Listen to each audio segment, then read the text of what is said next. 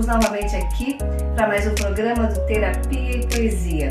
Hoje trazendo a grande educadora Maria Leda Lopes, com um currículo invejável, uma poetisa, uma escritora, a presidente da Academia Soledadense de Letras. Então seja bem-vinda e esteja conosco, com os nossos internautas, hoje trocando, trazendo poesia, trazendo cultura, trazendo livros aí, que eu e Serginho estamos muito honrados em recebê-la. Ai, a honra é toda minha, a minha saudação aos internautas, aos meus amigos Sérgio e Jane, meus grandes amigos. É uma alegria muito grande recebê-los aqui, para a gente conversar justamente sobre essa questão da poesia, da escrita, da leitura, que são coisas tão fundamentais para o desenvolvimento intelectual das pessoas, né? Para o aprofundamento da capacidade de reflexão, de relações sociais. Quanto menos você interage com as coisas escritas, com as coisas bonitas, como eu digo, porque Sim. Literatura e poesia é a arte da palavra, né? E na arte da palavra a gente precisa cultivá-la, principalmente nesses momentos tão difíceis, né, em que as coisas às vezes são tão mal interpretadas, qualquer fala vira agressão. Como temos que cultivar essa arte do bem dizer as coisas, né? Então eu fico muito feliz com vocês aqui. De minha parte, uma alegria imensa, né? Eu estou aqui entre duas imortais, eu sou um mortal infiltrado, eu sou um insider, como diz o pessoal do mercado financeiro, né? Então, para mim é uma honra imensa estar aprendendo com a Maria Leda, com a Jane, né? E com a Rosi Capelari, que não está aqui nesse momento, mas também me orienta bastante. E num país assim que lê pouco, né? Como é que é ser presidente de uma academia de letras, com esse desafio de buscar trazer para mais perto das pessoas? Tu falou da palavra falada, a palavra pensada que se tornou a palavra escrita e depois de novo verbalizada. Como é que é isso, Maria Leda? Bom, na verdade, trabalhar com literatura hoje é um desafio, né? Uma porque existe a concorrência até desleal dos meios virtuais, que são válidos, não estou desfazendo deles. Sim. Mas que eles precisam ter um equilíbrio com os meios, tanto os meios digitais quanto os meios escritos, enfim, nos suportes tradicionais, precisa ter um equilíbrio. Eles devem interagir, né? Interagir, se complementar e não serem inimigos, né? Eu já ouvi pessoas dizendo, não, mas para que feira de livro? Agora todo mundo lê no celular, no computador. Não é bem assim. Os países mais avançados, e principalmente os países nórdicos, estão colocando limites muito sérios na questão do virtual em sala de aula, inclusive, porque as pesquisas, claro, à medida que as novidades vêm, as pesquisas custam a ter o seu, como é que eu vou dizer, o seu resultado. Mas em pesquisas mais recentes já se fala muito na importância do livro escrito e do livro virtual. Lá antes da Segunda Guerra Mundial, quando Walter Benjamin falava que o livro viria em pé, né? Sim. Que ele já antevia o e-book e toda essa questão, e isso não descartava o livro escrito. E desde lá dos primeiros suportes, o livro, a escrita cuneiforme, os primeiros livros, né, no Líbano, por exemplo, que eram escritas em placas de barro, e isso foi um salto imenso no desenvolvimento da humanidade, no progresso da humanidade, porque tanto a escrita quanto a leitura, ela estimula nos sujeitos uma capacidade que a gente não dimensiona, porque a leitura, você escreve um código que é, como é que eu vou dizer, criado, né, convencionado, daí a leitura, a palavra, a linguística explica isso, né? Você não consegue pôr, por exemplo, um objeto dentro da cabeça. Você coloca o símbolo, né? esse objeto tem um símbolo escrito, esse símbolo escrito se transforma numa imagem, Isso. né, que vai para dentro da tua cabeça. Vejam o processo que isso envolve, o estímulo que isso envolve. Como eu estudei muito, até como dissertação de mestrado, e mesmo antes, quando eu fiz um curso que eu considero fundamental na minha vida, que foi leitura, teoria e prática, a gente tinha, eu no caso, uma preocupação com os adultos analfabetos. E as minhas pesquisas, durante muitos anos, enquanto eu fui pesquisadora da Universidade de Passo Fundo, eu sempre direcionava para essa questão. Como é que o adulto analfabeto circula neste mundo grafocêntrico? E uma pergunta, esse adulto analfabeto, como é que ele leva os filhos para o livro e para a educação? Essa é a curiosidade que eu tenho. Na verdade, tem uma obra, uma pesquisa que a gente fez na região, um grupo de pesquisa, essa obra chama Analfabetismo e Desenvolvimento Humano na região da Serra do Botucaraí. E a gente foi nos lugares entrevistar, conversar, e uma das constatações é que a maioria das pessoas que não tiveram oportunidade de estudar tinham muita vontade de estudar.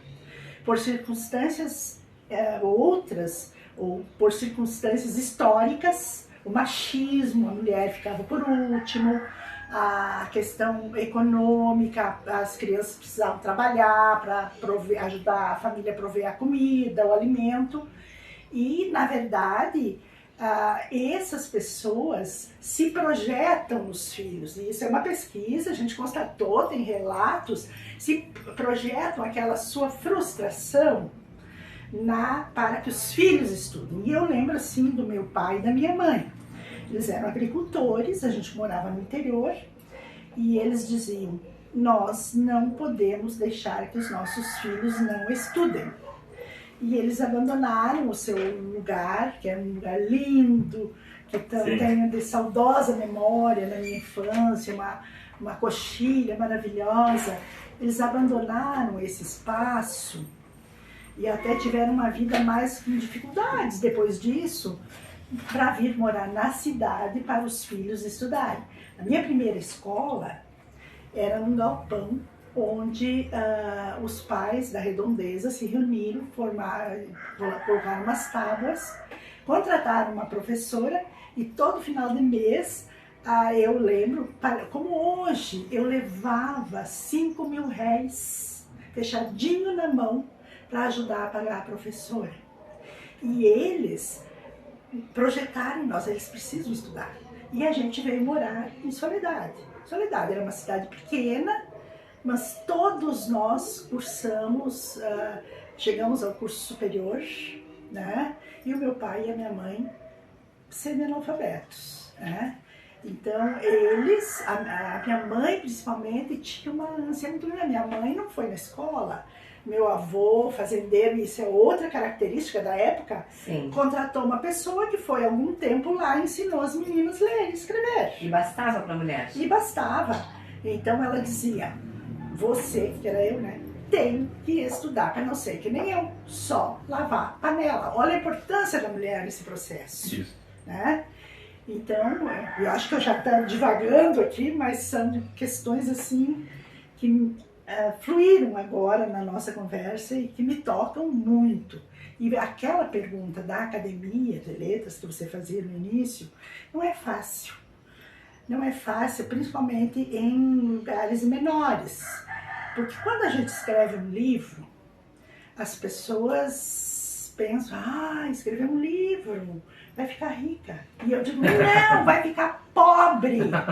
Por quê? Porque você dedica um tempo na escrita, paga para publicar, que não é barato, e aí as pessoas querem que você dê o livro. Isso. Há uma desqualificação, eu sinto isso claramente em todos esses escritores. As pessoas pedem um livro de presente como se fosse algo que não tem que um caiu valor, do céu. Que não tem valor econômico, né? Então isso aí eu sempre dentro da academia, tenho batalhado por isso, para que as pessoas entendam que ir uma academia como a nossa, ela se sustenta com as nossas parcas mensalidades, né? Sendo que não há uma estrutura de ente público patrocinando, né? Não tem patrocínio, assim, claro, algum projeto que outro a gente faz, mas a gente paga aluguel, né? A gente tem dificuldade para manter, então é uma luta muito grande. Mas eu, com o auxílio de outros acadêmicos, assim, visionários, sonhadores, né? Tem a Rosita Pelari, que vocês falaram antes, que a gente forma uma dupla, né? E temos outros acadêmicos que se empenham muito para que a gente consiga colocar à disposição do público local e regional obras escritas por nós. E aí, a partir disso, eu até vou pedir permissão para divulgar um dos projetos que a gente está assim, desenvolvendo muito lentamente. Eu sou contra projetos com grandes estardalhaços. Eu prefiro... Mais cara, que sobe mais cara, eu penso assim, que aquilo que é atividade, que é mais rotineiro, é o que permanece. Às vezes tem grandes projetos maravilhosos, se lança e logo se perde. E esse projeto que a gente chama, ou essa atividade, a gente está chamando movimentos de leitura. O que a gente quer?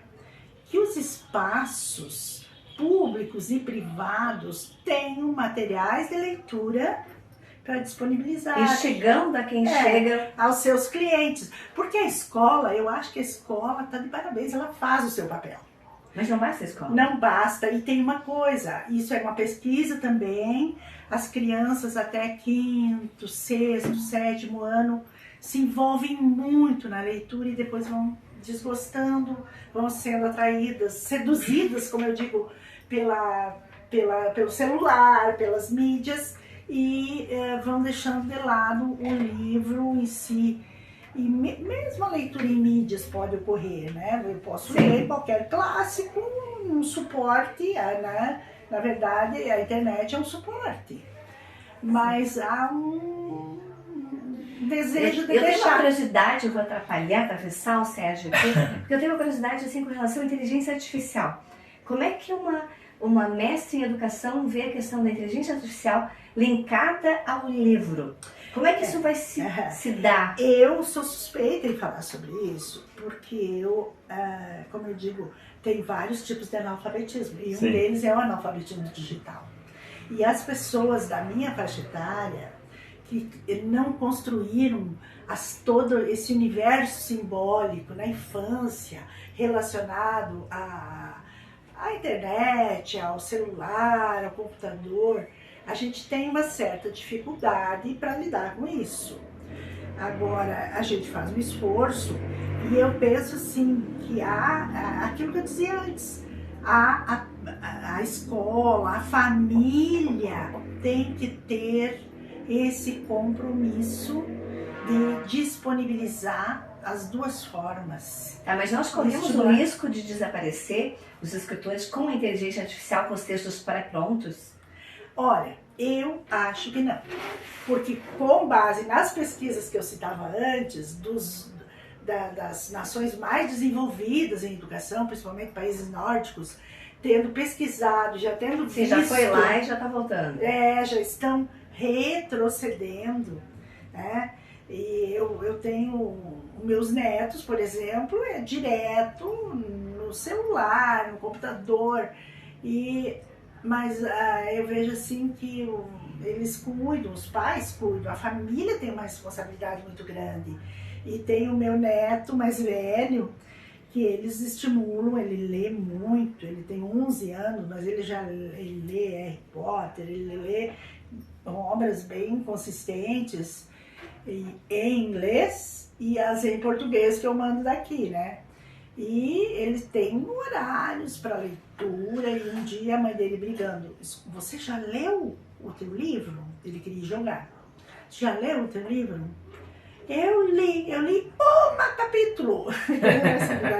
Então, do jeitinho dele, ele tem esses compromissos. E eu acho que tanto a escola quanto a família, mas a gente sabe, né, que as famílias têm certas dificuldades, né? Tu sabe, é legal o que tu está falando, né? A importância da família nesse despertar da leitura para as crianças. Mas não de uma maneira como se fazia na escola, né? Te obrigar a ler um Guarani lá, assim, tu tem ideia. Tem que ser lúdico. E tem que ensinar ele lendo um gibi, lendo coisas que são do mundo dele lá. No prazer, né? Ele tem que, sim, ele tem que ver o pai lendo, ele tem que ver a mãe lendo, para que ele consiga despertar, como disse o Napoleão, o nosso presidente da academia, o Milton, ele falou assim, quando você lê um romance ou uma história, você tem que imaginar os cenários, os personagens e tal.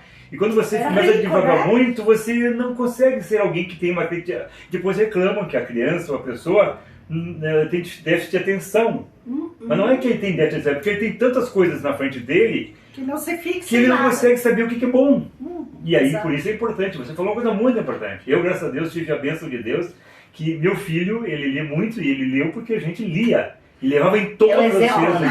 A educação pelo exemplo é fundamental. E aí esse projeto Movimentos de Leitura, que a gente quer pôr livros nos consultórios, nos restaurantes, nos hotéis, nas padarias, nas lojas. Então, pessoal, vocês aí de Soledade, os empresários, a pequena empresa, todo mundo que tem um estabelecimento, vamos disponibilizar um espaço aí, chamar o pessoal da academia, vamos colocar os livros dos autores locais, que eu acho muito interessante, né? Eu tinha uma parceria com o Rotary, quando eu era gerente da Caixa, gerente geral da Caixa, a gente tinha uma parceria que o Rotary levava lá uma caixa e colocava os livros que ele ganhava e as pessoas iam pegando e iam botando os delas. Havia sempre uma troca da comunidade. Eu encontrei muitos livros bons lá e também deixei alguns, logicamente. Agora, isso que a Jane fala sobre os autores locais é um desafio que, inclusive, eu coloco aqui, a gente coloca neste projeto. Você que é dirigente de uma instituição, que vem colocar o seu negócio aqui, o que você sabe da história e memória deste povo? Então, eu acho que o conhecimento da história e memória do povo, o que gosta, do que se diverte, enfim, é fundamental para você ter uma penetração de conquistador e não de colonizador. Isso. Interessantíssimo. Gestão de cultura organizacional. Eu tive uma cadeira na faculdade que me ensinou muito sobre isso. Como é que eu vou colocar o McDonald's na Índia, vender McDonald's de vaca lá, que não come carne de vaca. Ou vou colocar o McDonald's, por exemplo, estou fazendo uma propaganda de graça aqui, mas é só para dar um exemplo bem forte, uma marca forte mundial. Vou para a França, faço um McDonald's e eu não coloco lá bebida alcoólica, vinho. O francês come com vinho. Vai fechar o ambiente. Então, se eu vim para a Soledade, eu tenho que conhecer o que tem em Soledade. O que tem, o que nós gostamos, o que nos constituiu, como é que nós chegamos onde chegamos. Raízes. Né? Então, e eu gosto muito disso, quando eu falo memórias, né? Eu falo não a memória física, né? Cerebral, vamos dizer assim. A memória é um conjunto de conhecimentos que um povo carrega, né? E essas memórias são fundamentais. E a gente tem vários autores locais que trabalham com a questão do resgate de memórias, da busca. A gente tem assim, um olhar também sobre a questão do feminino, né?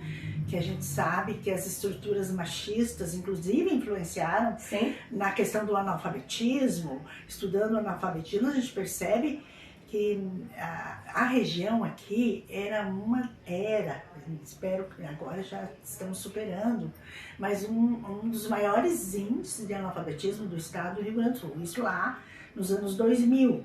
E o que acontece?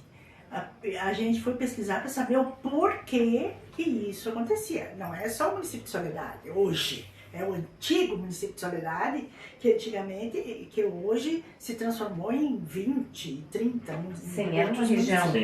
Uma região. E aí a gente foi pesquisar do porquê que a gente continuava com aqueles índices quase que às vezes equivalente ao Nordeste. Né? Nossa. E aí a gente chegou à conclusão que vários fatores. Quando se houve a posse da terra, houve a posse das terras boas, as terras de campo. E os que não tinham posses foram para as beiradas de serra, né? E os fazendeiros na época proviam escola para os seus filhos e para os meeiros, pagos, como Sim. o meu pai fez, como o meu avô fez, né? Mas nem todos podiam ter acesso. E uma questão que eu gostaria muito de saber, o que foi feito dos meus 50 colegas da escolinha que eu fui, que fiz o primeiro ano, a escolinha do seu Jacó Perim, onde eu aprendi a ler e escrever, e nós tínhamos mais 50. Onde foram os 50, né? Eu tive a felicidade de vir aqui e na cidade, e a gente ter muito estímulo e ter oportunidades, porque a escola, na minha época, o Ginásio São José, que é histórico também na nossa cidade, era a janela do mundo para nós. Sim. Né?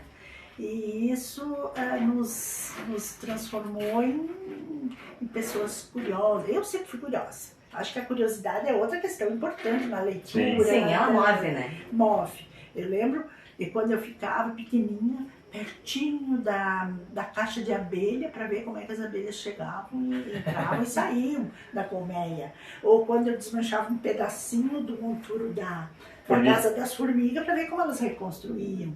Né? Lá sozinha, lá na zona rural, né? Sim. E isso eu vejo que não pode ser matado. Já nasceu com Adão e Eva. Né? Essa questão da curiosidade na infância move o sujeito pro resto da sua vida. Mas como é que você vai fazer isso dentro de um apartamento? Hoje as crianças, na maioria das cidades, vivem dentro de um apartamento, eles não têm acesso a...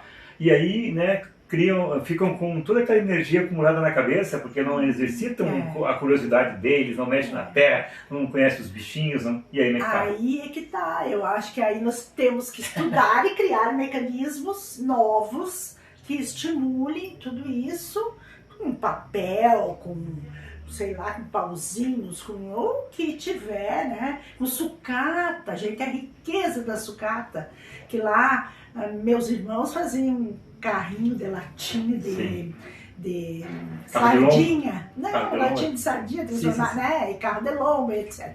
Hoje, por que não, né? Por que não isso? E hoje tem mais recursos, tem tinta, nós não tínhamos, né? A gente escrevia nas paredes dos galpões com carvão, né? Hoje tem N formas de... Eu lembro que meus filhos tinham muita curiosidade e riscavam o sofá, e eu comecei a forrar as portas dos quartos com papel pardo. Olha que ideia interessante aí para os pais, ó. Até para a escola, né? Para a escola, para os pais. Escola. Eu forrava inteiro com papel pardo e dava umas tintas, uns lápis de cor, umas canetas, e eles riscavam quando estava cheio, tirava aquela, botava outro, né? E realmente, por exemplo, eu tenho uma filha que é artista plástica. Eu tenho os guris, um é engenheiro, que também cria coisas, o Sim. outro trabalha na área de recursos humanos, que também cria. E, na verdade, a gente tinha poucos recursos, né? A gente tinha... Menos recursos, mais criatividade. Mais criatividade. Então, eu acho que é o momento, tanto a escola quanto a família, apelar para isso. Às vezes, nós, pais, queremos nos livrar de certas coisas e dar um presente, e dar o carrinho. E às vezes dar umas latas, às vezes tem mais possibilidades criativas do que dar um carrinho pronto, uma boneca. Que vai influenciar no futuro dele. No futuro dele, exatamente. E Sérgio, vou te dizer que nós vamos, Maria Helena Loss, nós vamos trazer novamente ela aqui para falar das obras dela e da poetisa e poeta que ela é. Porque hoje a gente já foi além do tempo, né? Mas o que ela nos trouxe foi tão importante sobre a educação, sobre o despertar de quem, da criança que vai ter o adulto. Uma vez educadora, sempre educadora, né? E nós aqui aprendendo para também passar. Eu tenho uma afeição imensa pela poesia. E eu sempre digo que em tempos difíceis, A poesia não cala. Aliás, ela grita, ela fala. A Como poesia resistência. como resistência, pelas metáforas, pelas palavras ditas de outra forma. Olha como o Cássio Alves falou da escravidão no seu navio, né? Navio negreiro. Numa época que ele deve ter sido profundamente reprimido. Na ditadura militar, olha que um Chico, um Caetano e vários escritores escreviam do jeito... Então eu acho que quanto mais o torniquete aperta, mais a criatividade se... Então, pessoal, vocês já tiveram uma palha aqui do que vem no próximo programa com a Maria da Leda Loss, poetisa, nos trazendo a poesia. Muito mais do que ela trouxe hoje, ela trouxe a nossa base de conhecimento, educação. Ela vai nos trazer os saberes poéticos dela. Exatamente. Então, gente, Tchau pra um vocês. prazer. Até o próximo programa.